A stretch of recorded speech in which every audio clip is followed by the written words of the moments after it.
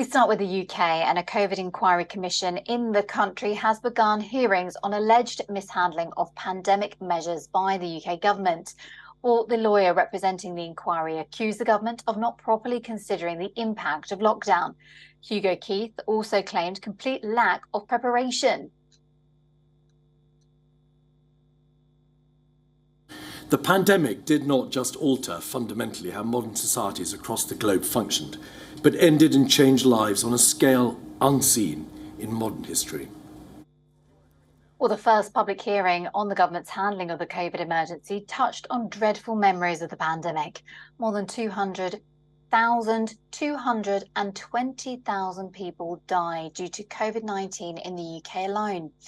Well, the committee is set to hear its first witnesses later on this week, and the very first topic the panel will discuss is how well the UK government was prepared before January 2020.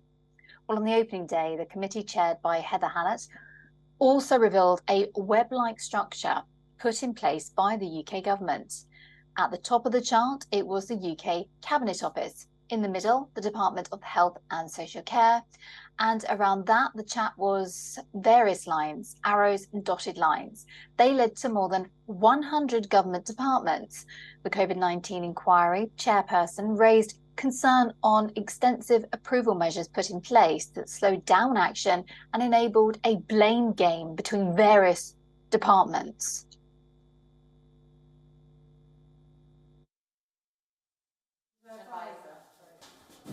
I know that there are those who feel that the inquiry has not sufficiently recognised their loss or listened to them in the way that they feel appropriate.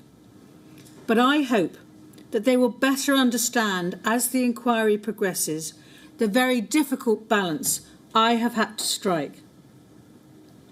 I hope they will understand, when they see the results of the work we are doing, that I am listening to them. Their loss will be recognised. Well, Hannett has vowed to the bereaved family members that she will come up with strong results.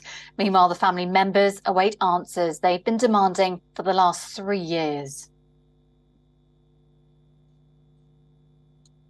She was only 54 and she died alone 5 days after my dad. And then just after the Prime Minister made his lockdown speech, I got a phone call to say Mum wasn't going to make it. I asked, could any of us be there? And they said no. The next 12 hours were the hardest 12 hours of my life.